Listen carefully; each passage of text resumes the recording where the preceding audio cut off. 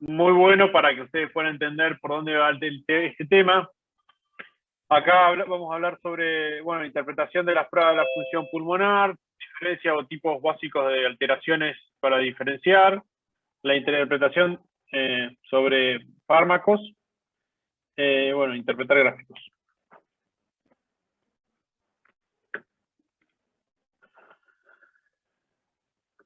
Un poco lo que se charlaba la vez pasada sobre lo obstructivo, no obstructivo de la espirometría.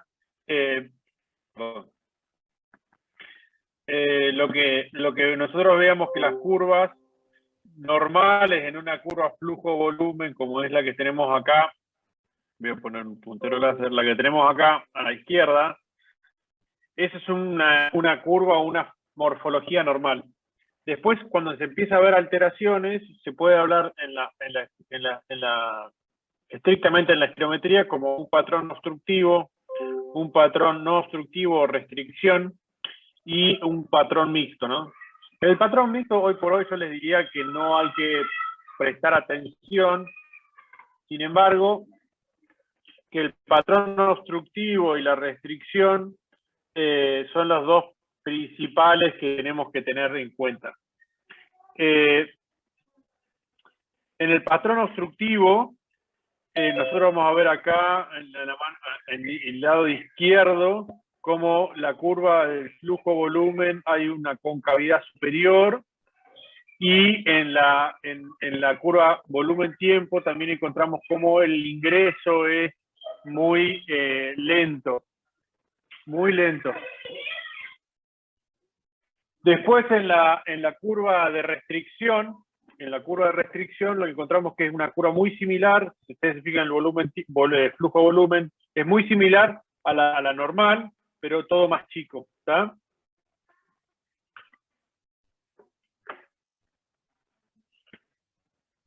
Después, este es el gráfico que habíamos visto la vez pasada y que creo que lo representa un poquito mejor y lo pueden entender un poco mejor. Después abrimos para preguntas. Los conceptos, habíamos dicho que el BEF1 corresponde al 80% de la capacidad vital forzada. Entonces, cuando nosotros hacemos la relación entre BEF1 y capacidad vital forzada, siempre nos tiene que dar 80%, cercano al 80%, sobre todo por arriba del 80%. Eso significa que el BEF1 va a representar la gran vía aérea y en realidad básicamente va a representar la vía aérea. Y va a representar tanto la vía aérea grande como la vía aérea pequeña. Entonces, cuando nosotros tenemos un problema en la vía aérea, el BEF1 va a disminuir, o sea, va a caer. Entonces, esa relación de 80% va a ser menor, y por lo tanto uno puede decir que es un patrón de obstrucción, porque la vía aérea está más disminuida en su radio. Por lo tanto, le va a costar sacar más el aire, por lo tanto va a tardar más en llegar a... no va a tardar más, sino que le va a costar más y la curva va a ser distinta.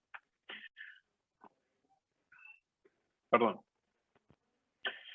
En cambio, en un patrón restrictivo, como vimos recientemente, el 80% de la relación del BEF1, capacidad vital forzada, va a estar igual, nada más que la capacidad vital, como encontramos acá, va a ser menor. Entonces, ese es un patrón restrictivo. Acá, este algoritmo que presentamos la vez pasada, si la relación es menor al 70 o el 80%, vamos a encontrarnos dentro de un patrón de obstrucción, y después, dependiendo de la gravedad, se clasifica acorde al BEF1, y después, si la relación es normal, si nos vamos hacia la derecha, vamos a tener que mirar la capacidad vital forzada. Esa capacidad vital forzada, que acá está detallada en inglés, si está por arriba del 80%, podemos decir que es normal, y si está como acá dice, si está menos del 80%, o sea, desde la capacidad vital forzada está baja, lo consideramos como un no obstructivo o también conocido como restrictivo. ¿Está?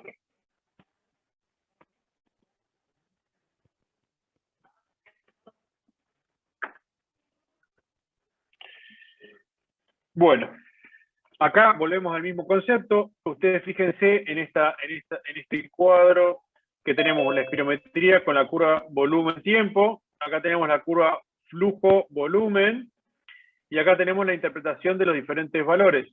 El FEF es el flujo medio, el flujo forzado medio, que no hay que darle mucha importancia, lo importante son las primeras tres variables. Este flujo medio, el flujo forzado medio, o flujo medio máximo forzado, se utiliza mucho en pediatría, que los valores cambian un poquitito y no son tantos en adultos, pero para que ustedes entiendan, en el adulto es como la referencia, la referencia son los primeros tres valores, las primeras tres variables. Entonces, en una espirometría normal nos vamos a encontrar que la curva flujo-volumen va a tener su crecimiento, el 80% va a estar en el primer segundo y después va a ser una plató en los últimos 3-4 segundos.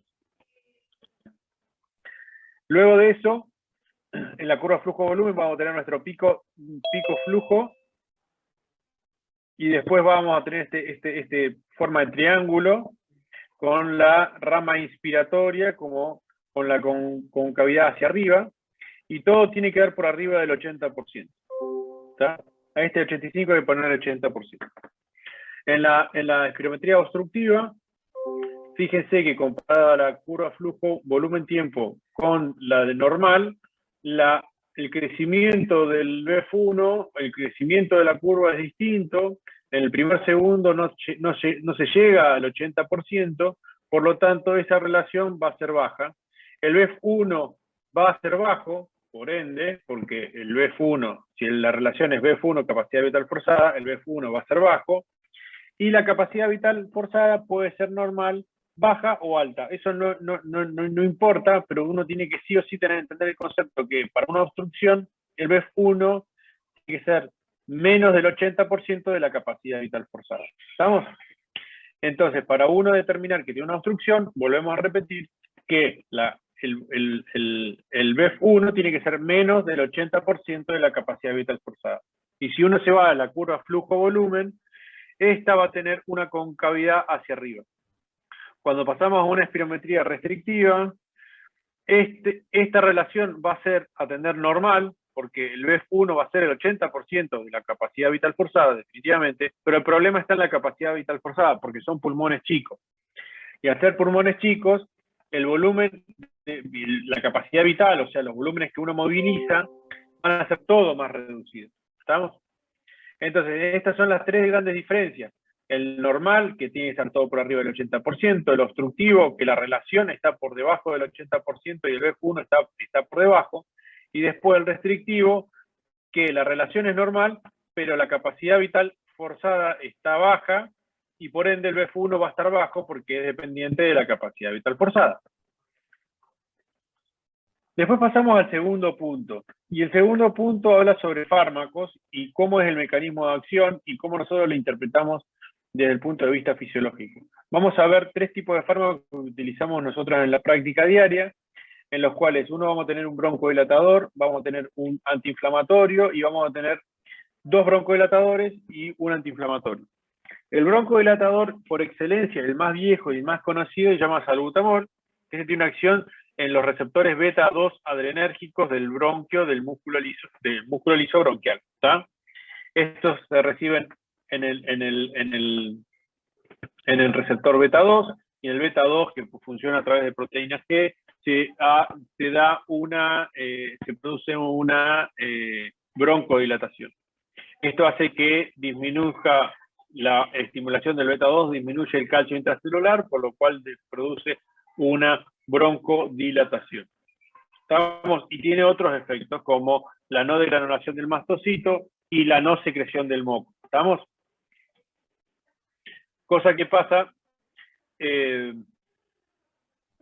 cosa que sucede en forma contraria en el parasimpático, que hay un aumento de la broncoconstricción y un aumento de la secreción a través del parasimpático, ¿tá? De la acetilcolina.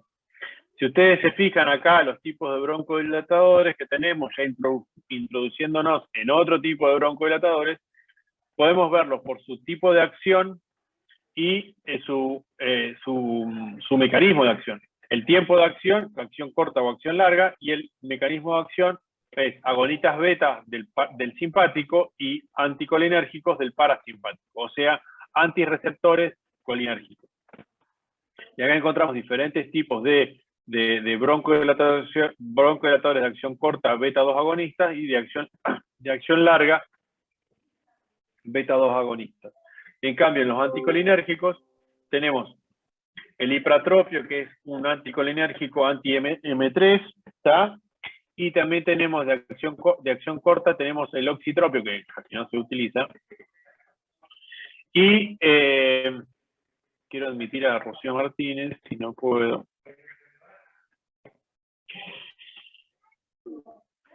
Y después tenemos de acción larga el tiotropio.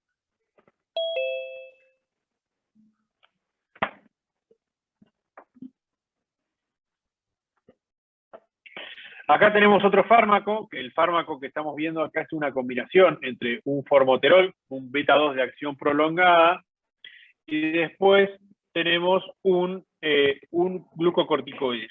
Acuérdense que el beta-2 de acción prolongada tiene un tiempo de afinidad mayor en el receptor beta-2 que el beta-2 de acción corta. El salbutamol, yo creo que son ustedes 52, o sea, más o menos 5 chicos de acá, de esta participación, el promedio de asmáticos en la población de entre 18 y 40 años es de aproximadamente un 10%, un 9%. Entonces, 5 más o menos deben haber sido asmáticos o haber conocido un broncodilatador.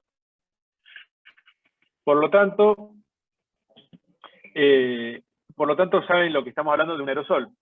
Y los broncodilatadores tienen una acción corta, como les decía previamente, que dura 4 horas, el salbutamol, que todo el mundo lo conoce, y después tenemos otros broncodilatadores que son mucho más selectivos en el beta-2, no selectivos por la selección específica del receptor, sino más bien que produce está un tiempo más unido al receptor. Por lo tanto, el efecto es el mismo, nada más que el tiempo de duración del efecto es mayor. En cambio, acá tenemos el budesonide, que el budesonide es un glucocorticoide, y acuérdense que los receptores de los glucocorticoides, el receptor del cortisol, se encuentra dentro, es intracelular el receptor. Por lo tanto, el efecto glucocorticoide lo que busca dentro de las células, de las células inflamatorias del epitelio bronquial es tratar de generar una disminución en la granulación de los neutrófilos, en la disminución de las células inflamatorias epiteliales, y todos esos procesos se producen a través del glucocorticoide. Entonces, lo que va a producir el glucocorticoide es disminuir la inflamación de la vía aérea. Por otro lado, el último fármaco es uno que se llama indacaterol glicopirronio. Estos se llaman ultra broncodilatadores. Y estos ultra broncodilatadores, si los otros eran de acción prolongada, que se utilizaban cada 12 horas, estos se utilizan una sola vez al día. Y acá tenemos 2 medicamentos que se unen en un solo dispositivo.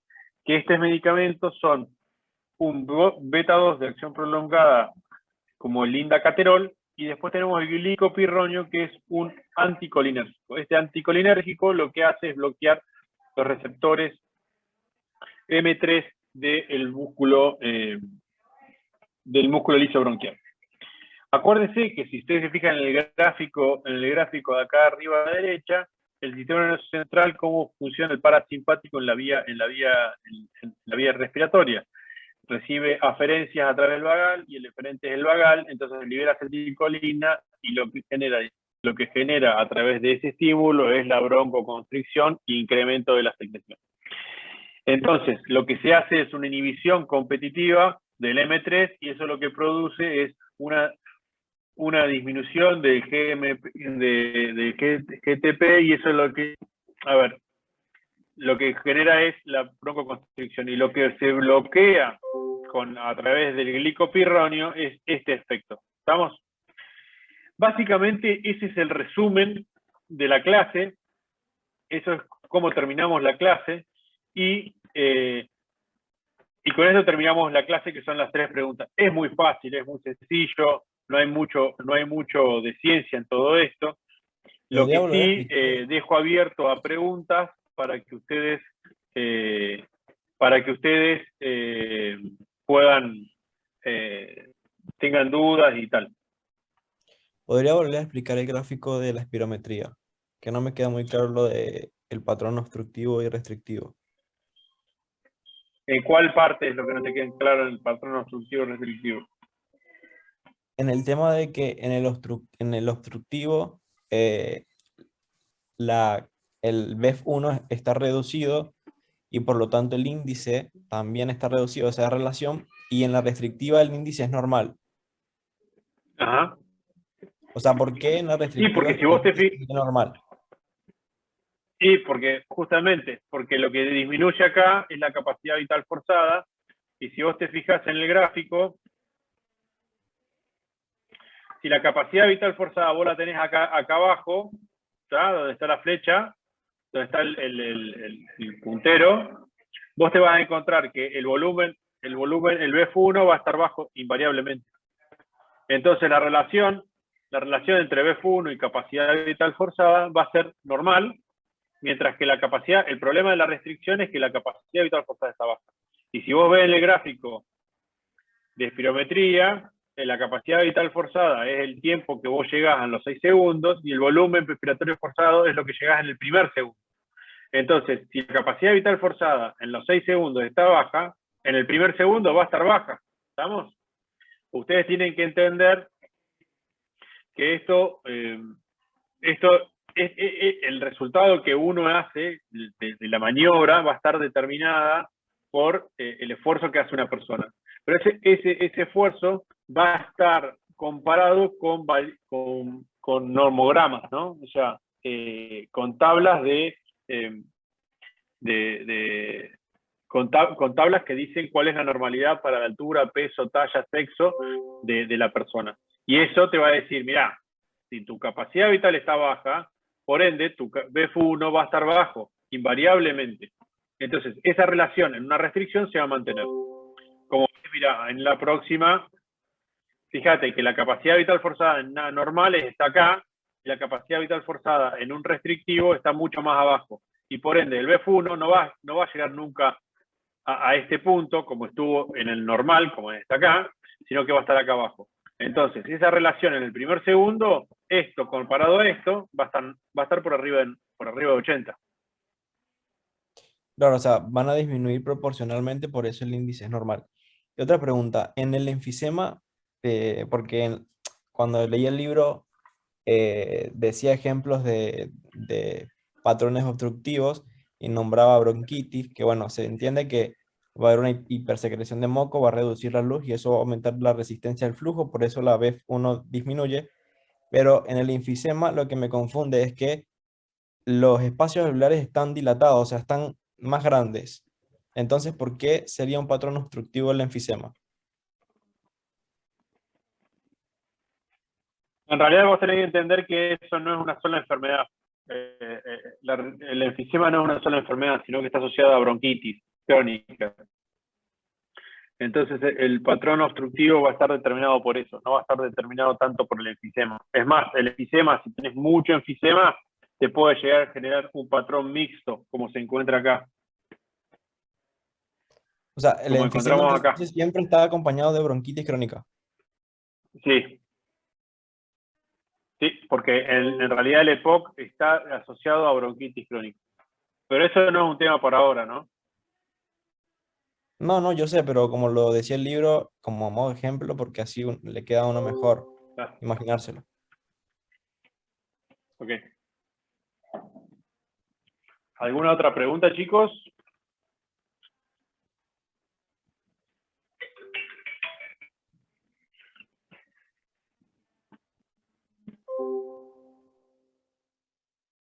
Yo no, profe.